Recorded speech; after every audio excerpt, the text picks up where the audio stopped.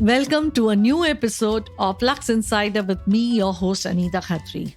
Today's episode, I'm joined by a vivacious guest wherein I discuss with her the world of a social media influencer. But before that, let's take a quick look into the latest in the luxury world from last week.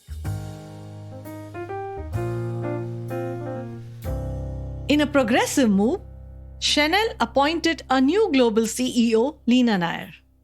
I think we all cheered a little extra on hearing this news as Lina Nair joins the list of Indian origin executives who are at the helm of international organizations. And we wish her good luck. The aviation industry bid adieu to the Airbus 380, an aircraft model that redefined luxury travel. If you have flown with Emirates in an Airbus 380, you had known that flying aboard the A380 was a special experience. I was lucky to experience the same a couple of times. Each plane was equipped with opulent features like premium class lounges, showers, and sleeper style suites. The plane helped Emirates build a reputation as one of the world's finest airlines. Airbus 380 stayed in production only for 15 years, unlike other models that tend to stay in production for a longer time. Its demise could be attributed to the arrival of smaller and more efficient aircrafts like the A350 and the Boeing 777.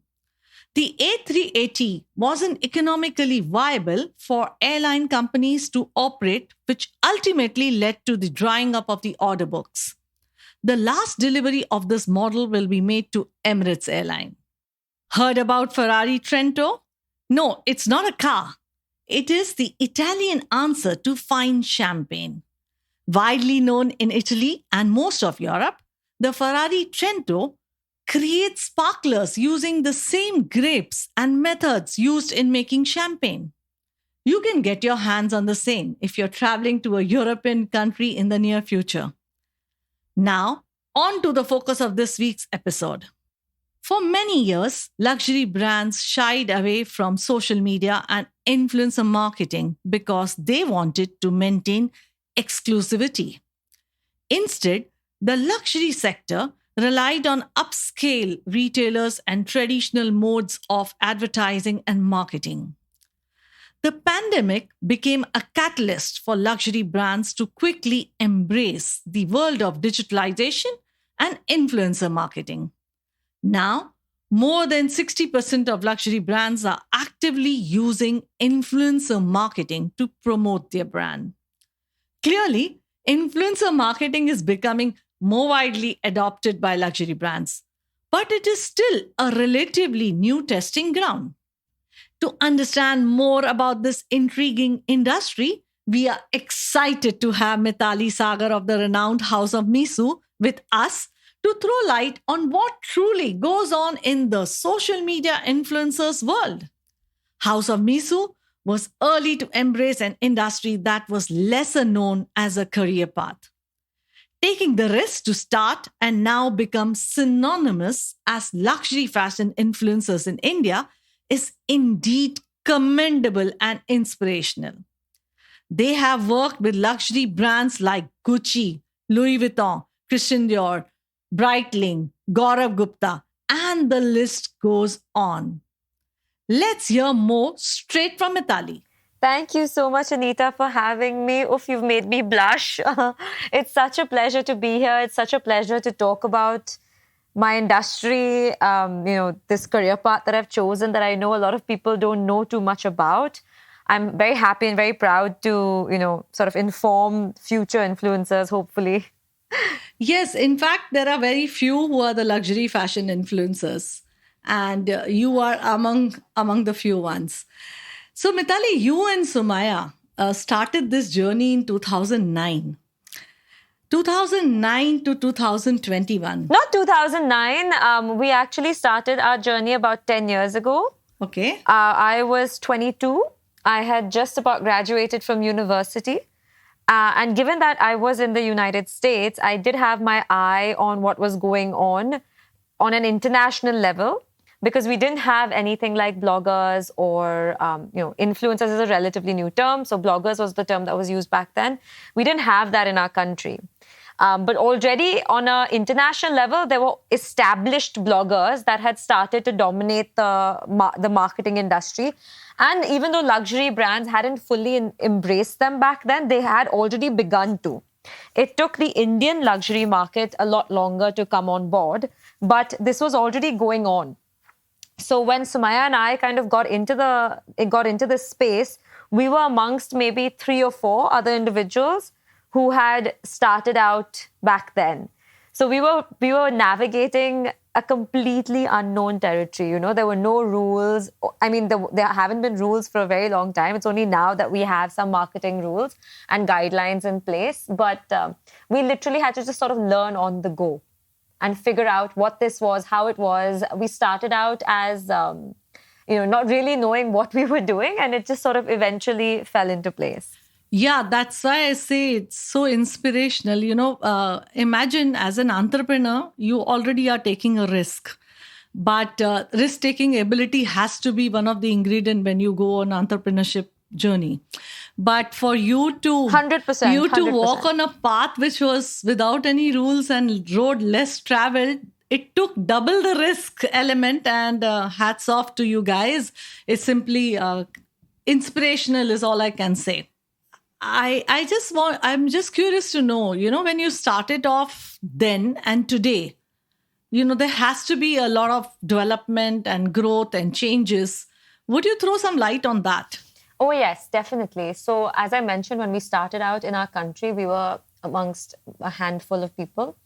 A lot has changed since. A lot of new faces have come in. A lot of progress has been made both digitally as well as, in the space of the brands that are willing to now work with influencers, because back then this wasn't something that had, big budgets. There was no question of even luxury brands really working with influencers. And now you have everyone from Hermes to Dior to LV to Louboutin to Rolex, everyone who now, depends quite a bit on influencers to get the word out there to the right market. So that has definitely changed. And the platforms that people use have also changed. So when we had just started out, we only had Facebook. Instagram followed suit soon after. And then Instagram became the platform to utilize for bloggers and influencers alike. When we started out, of course, blogs were a big thing. And mostly the platform like Instagram and Facebook was diverting the audience to the blog. So we did have our own blog, and we still to date, we have a website. Now, we wouldn't call it a blog. We have a website. But our main focus continues to be Instagram, because that is where most eyes are. I feel like people, especially the Gen Z and the millennials, they've become so distrusting of blatant advertising because they've been force-fed so much advertising that they prefer that sort of peer-to-peer recommendation. So that's the kind of tone that now social media marketing and influencers are taking on, because that is what, the trends, and that is what the market is really, requiring at this point. So even how we project our brands, how we put out our content has changed since the time we started to now. Now there's a lot more creativity and thought and time and effort that goes into it, because you also have to think of it from a socio-economic point of view. You also have to ensure that you're being sensitive towards what's going on in the world. Plus, you want to be creative. You want to put out content that is unique. Because again, there are so many other people doing what you're doing now. You mentioned that brands were not receptive towards including social media influencers in their marketing plans at the beginning. How did you manage to persuade brands to choose House of Misu initially, considering it was all a number game back then? So, Anita, we got, I don't know if I could say lucky, or I don't really believe in luck as such. I feel like hard work and being in the right place at the right time with an intelligent intent makes a difference. So I would say that back then, because we were few in number, and the brands that were starting to, get ahead of the game and realize this was something and were getting interested in this, they only had a few people to choose from. So fortunately for us, we didn't have to go, knocking on too many doors in order to get work. yes, of course, the commercials and the ability to request for certain kinds of commercials were not as much back then because our numbers were not as high as they are today. And of course, we had to still be a little bit selective about the kind of brands that we'd work with for, ethical reasons. And of course, like if something just did not suit our taste, we knew the importance of maintaining a USP and maintaining a certain kind of voice as well. So we did get work. We also were actively pursuing other avenues because when we started out, we saw ourselves as a very sort of Trini and Susanna, these two best friend stylists who gave people makeovers. So we did kind of see ourselves as that. And we also were doing styling, but we found it to be a thankless job. We were doing Bollywood styling. We still do a lot of styling and we do style shoots and we style brand shoots and things. But of course, our main focus is this. This is what most people know us for. But we do all these things on the side also. It's just that when we started out, we had these other branches. So it wasn't just this one thing. So we did have income coming in from these various different projects that we were doing. Plus, we also we had our own in-house label, which is why we named our company the House of Misu, so that we could incorporate all these various things under that banner. So we had these other ways of getting income. Simultaneously, we were building our sort of brand name as, Mitali and Smiley influencers from House of Misu, which then, led us to where we are today. And all this while you were just 24, 23, 25. My God. Yeah, we started out at about 22, yeah. Now, the things have changed. Are you selective and you are in a position where you are able to say, invite brands or accept the proposition and say no to certain brands? Back then, it would have been the other way around. Has the situation changed now? Are you saying that? Oh, that 100%, you have the pull? Okay. 100%. 100%. Of course, there are certain projects that if I really want to do something or I really want to work with a certain kind of brand, then I will reach out myself and be like, hey, I have a pitch for you. And I think we would be great together. But for the most part, we have brands reaching out to us and us having the good fortune, I guess, to say yes or no, depending on the project, depending on if it hit all our check boxes and if it was something that we thought we could do something cool with. Great. After being an influencer for almost a decade now, what do you think are the realities of being an influencer? Oh, well, so let me first mention the hard bits of it. But then I'll also say some positive things so I don't scare people away from this line of work. It's definitely you need to be a jack of all trades, especially when you're starting out. Now, because I've been doing this for as long as I have and we have a steady income coming in, we have an entire team under us who can take on responsibilities. But when you start out, you have to be able to plan your content. You have to be able to know how to shoot some of your own content. You have to be able to style. I mean, depending on what kind of influencer you are, of course, whether you're beauty or fashion or lifestyle or technology, you need to be well versed in your field. You definitely need to stay on top of all the trends, whether they be digital trends or trends within your industry. And you certainly need to decide what your voice is and try to stick to it. Because if you're not authentic, if you're not unique, why would someone continue to follow you over 1,000 others? So these are certain things that are definitely essential and may not be the most easy things. Also, you are always on. You never really get a chance to switch off, which becomes very difficult sometimes and very tricky, especially as you get older and you have a family, you have a child, as I do. It gets a bit tricky. But yeah, it's difficult to switch off because, social media is everywhere. Advertising is everywhere. And in this line of work, people they feel it's okay to contact you and make you work weekends, nights, days. It's all good. So it's difficult sometimes to draw that line. And because there's that aspect of your followers wanting to see your real life as well. They want to be part of your life. That's what makes you more relatable than, your regular celebrity, right? Like your actors and your actresses, is because they get that peek into your life. So trying to draw that line can sometimes be tricky.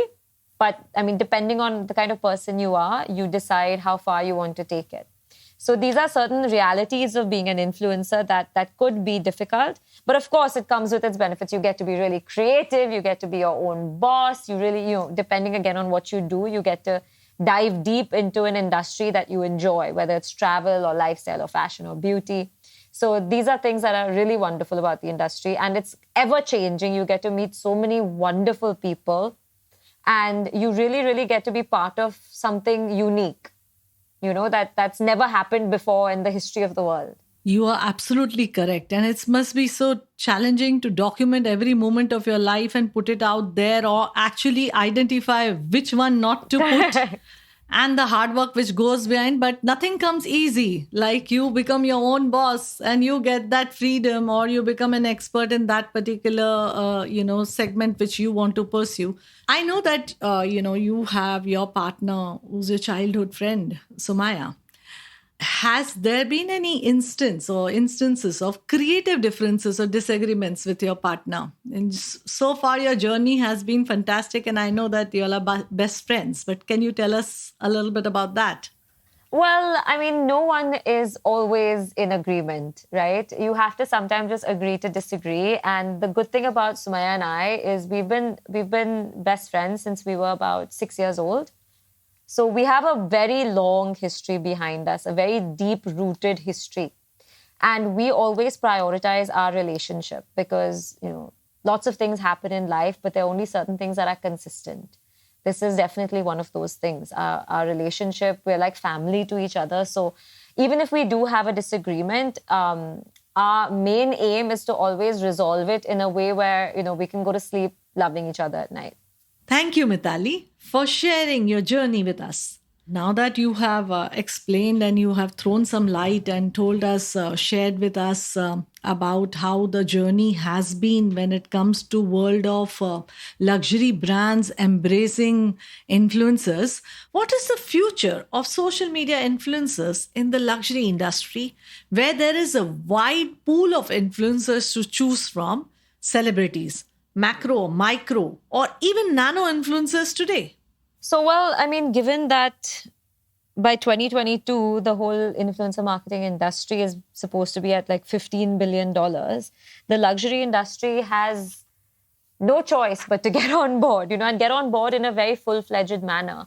So they're not only now increasing their budgets towards production or marketing, because some brands come to us saying, we want to do this campaign and we will pay for the production of it, because they realize that they yet don't have the authority to pay the influencer, and certain campaigns can be extremely cost heavy.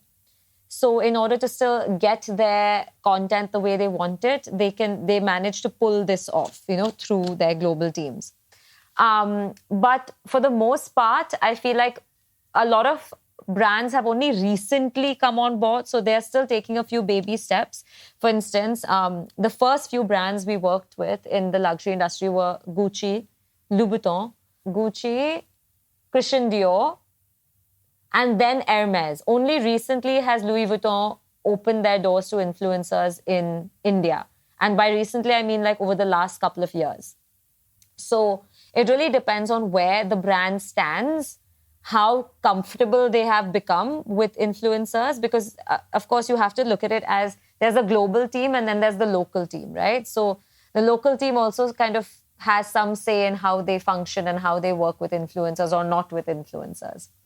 But I feel like in the future, they're definitely going to expand further. They're going to widen their circle. Like when we started working with Gucci, there were literally like a handful of us who were allowed to work with Gucci. We did the first Gucci Ghost campaign. And now they work with a wide array of brands because they realize the importance not just of the macro, but also the micro, as you mentioned, and the nano, because this way they get to streamline their audience and market specifically to the kind of, unobtainable markets that they otherwise could not reach. So they're very intelligently looking at the influencer, looking at the followers, saying, okay, this person seems to have the kind of followers that we want to market this collection to. This seems like this age demographic, or we want to educate this kind of audience about this brand. And that's how they select their influencers. Of course, there's still some who are playing the numbers game. And although I personally don't think that's the right way to do it, That can be a different question, a different conversation we have. But I definitely feel like more and more brands are now, looking deeply into the influencers' followers and in their track record and their USP, and then making that informed decision like this is good for this campaign. So basically, what you're saying is that with the way the market is booming and we expect the market to only grow, role of influencer in luxury industry is only gaining importance, and it will only get stronger as the time passes by. And you mentioned to us about certain production costs that they take over when it comes to certain campaigns, and some brands are not because headquarters are involved. Maybe they are not very receptive, that they are not able to use influencers. So in such case, they do pay the influencers, or the arrangement can only be restricted to the kind of production cost. And you may be open to it because it's a prestige, or it depends case to case, right, on the brands. It depends case to case, but also you build a relationship with the brand. So like my relationship with the brands I mentioned go back years. Okay. So my relationship with Gucci goes back maybe about 6 years now, 6-7 years. Louis Vuitton, another 4-5 years. Hermes, another 4-5 years. So these are relationships we've cultivated over time. And it's because we've cultivated these relationships that certain privileges come to us.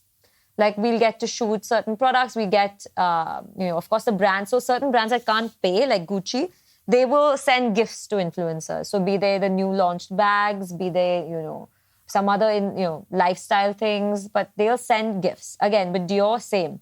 Because they know they don't have the authority to pay their brands yet, pay their influencers yet, they do influencer gifting. Louis Vuitton does not do influencer gifting. So they sometimes, not always, but sometimes agree to take on production costs. Mitali, I would like to ask you to share your advice with youngsters planning to begin their journey as a social media influencer. So to influencers, I would say don't be hung up on the number of followers and the number of likes. Of course, study your demographics, study your statistics, and figure out what works best for you. And then, create your content so that you can gain followers organically, because the ones who get wrapped up in it tend to then buy followers, buy likes, and go down that rabbit hole, which in the end, it might give you some leverage to start with, but as a long journey, it will not work. And plus, a lot of now intelligent brands are doing deep dives into the followers that an influencer has before hiring them. And you don't want to get blacklisted. You don't want to, be in a position where you embarrass yourself in the industry that you really want to establish yourself in. So I would definitely say that be patient, be diligent, stick to your USP. Make sure that you're always on the ball in terms of the trends that are happening, because now trends are changing at a much, much faster pace than they ever did before. And that's the only way to really gain traction. Sometimes even we fall behind on it because it's difficult to, make sure that you're on every, Insta story trend, every reel trend, make sure you're using all the trending music. It's difficult, but of course, if this is the line of work you want to be in, you have to sort of push through and do the hard work. And what is your advice for brands seeking to work with influencers here in India? For brands, I would say again, definitely do your due diligence.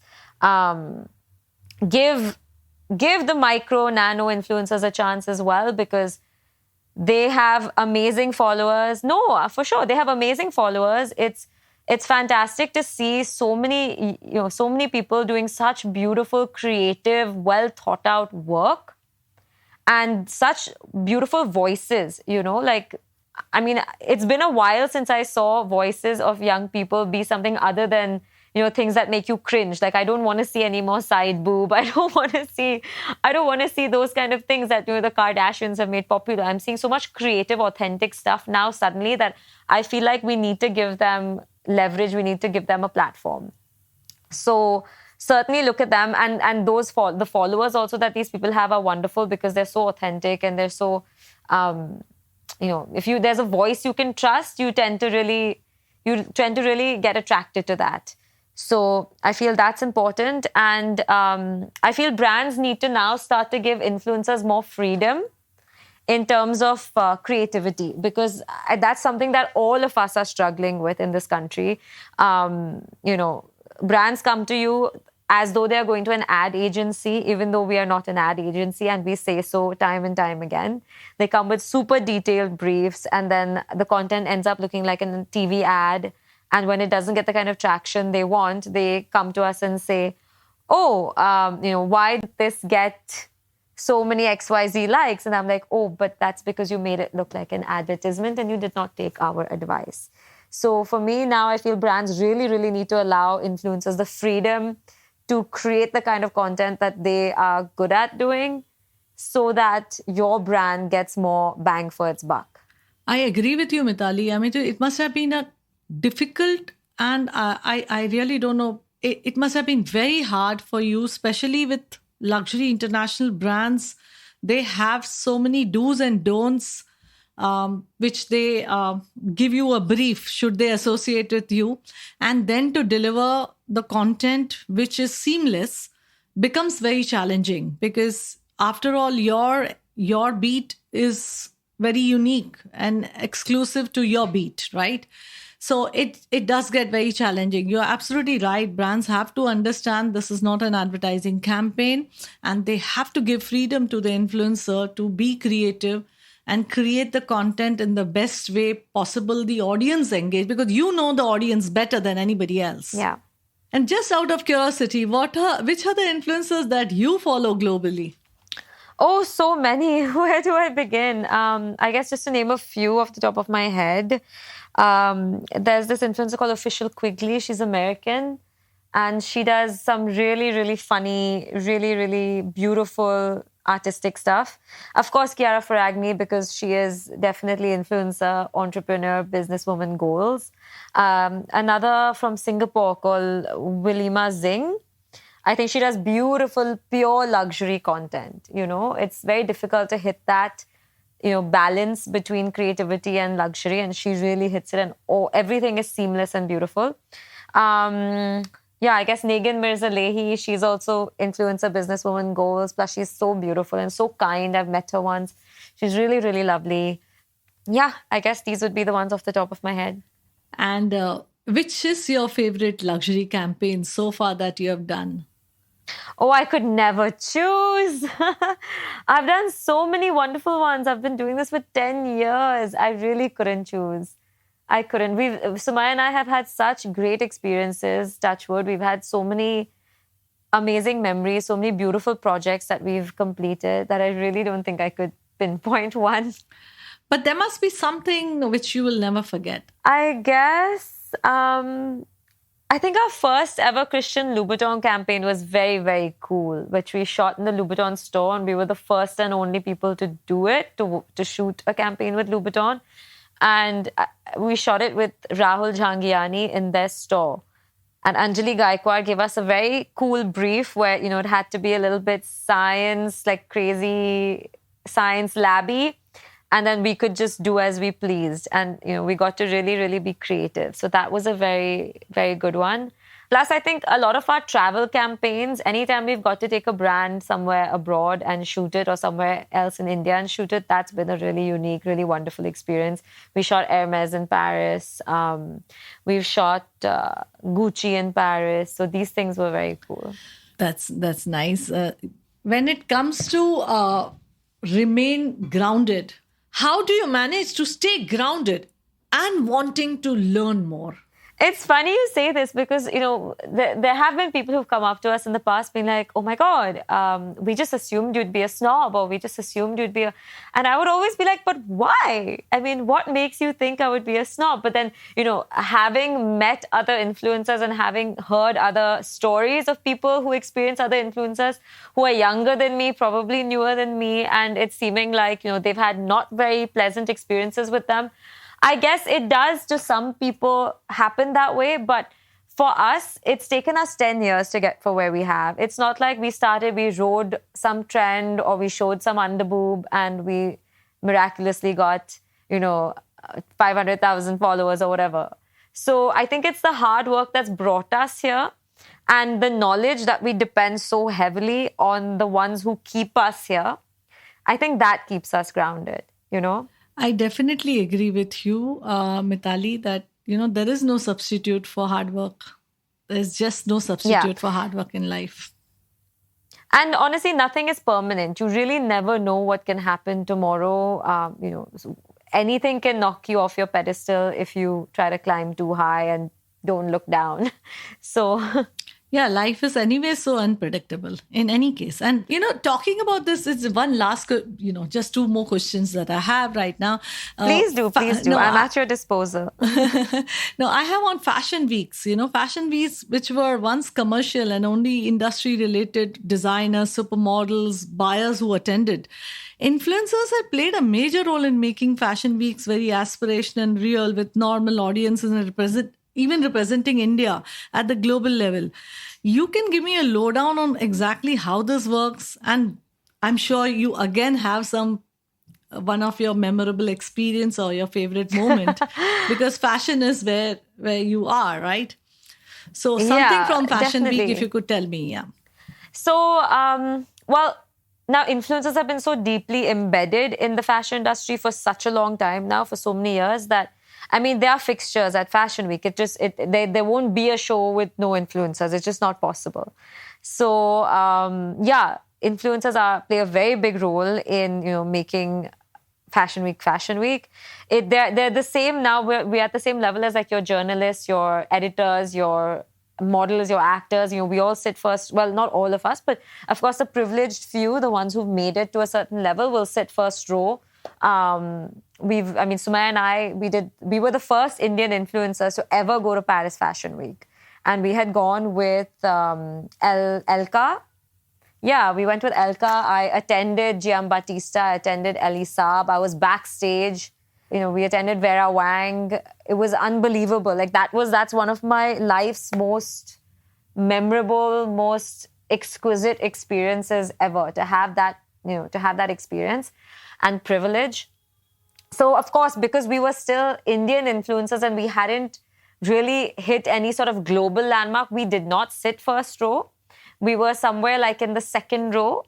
But just being there and having that privilege of being there and being recognized enough to be invited there and having our names printed on those invitations, it was amazing. Since then, of course, I've attended Hermes in Paris. I've attended the L'Oreal fashion shows.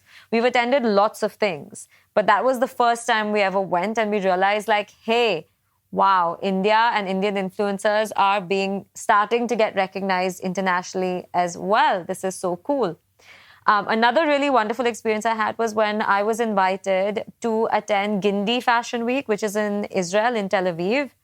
And of course, it's no Paris Fashion Week or Milan Fashion Week, but I sat front row for every single show. And it was amazing to see an entire different industry, an entire different culture coming through their fashion and being invited to be part of that entire thing.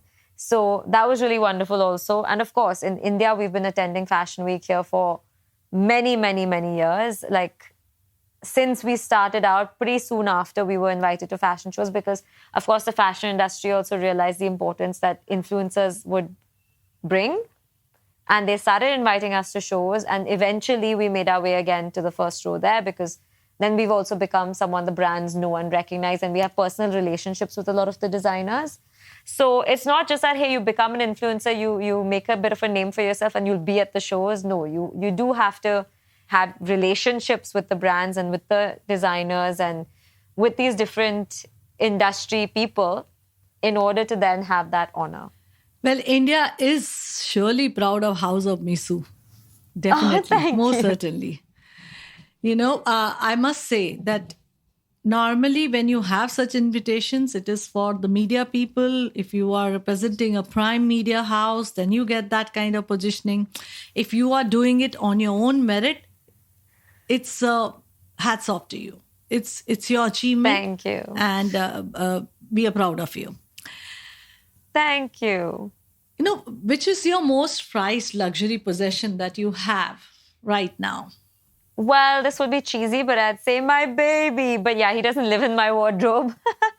I would say my most prized possession currently would be my Audemars Piguet bamboo strap gold watch. Yay! Okay. No, I love it. I love Audemars Piguet It's true. myself. It is. It is my most prized possession.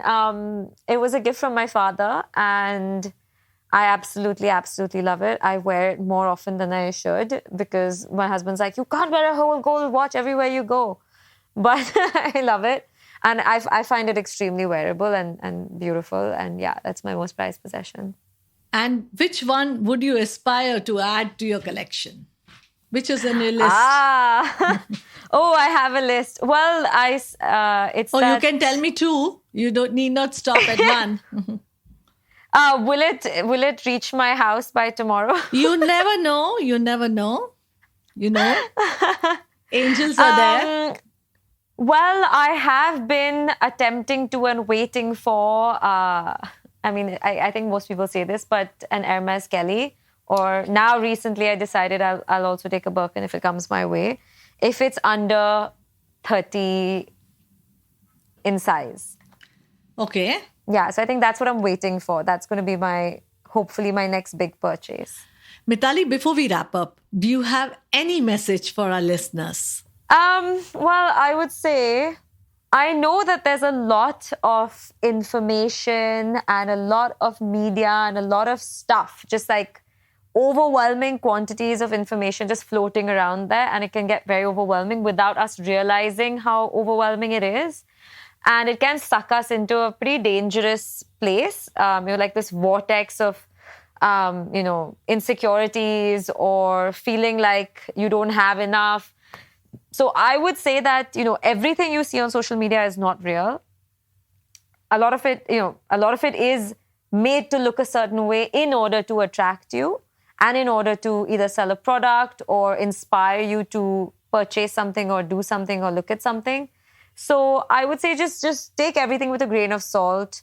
Don't think every beautiful Instagram model actually looks that flawless. Everyone has cellulite. Everyone has acne once in a while. Everyone has, flaws. So just don't beat yourself up with these things. Take everything with a grain of salt. And above all, just love yourself. That's the only way you'll ever be happy. Mitali, it has been wonderful speaking to you. Really, thank you for your time. Thank you for your time, because time is most precious, and Mitali loves her watch, so you would really appreciate also value of time. Yeah. And we hope to see you again, and hope to ask more questions for sure. I'm sure that the I would audience gladly be back. Yeah, I'm sure audience will, share with us their questions, and we'll be back with you soon. Thank you so much, Mitali. Thank you. Would love that. Thank you so much, Anita. That was Mitali Sagar. And thank you for listening to this episode of Luxe Insider.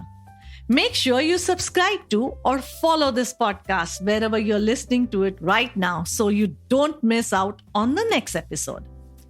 I'm your host, Anita Khatri, and I'll be back next week with yet another exciting episode where we take a look at the year that was 2021.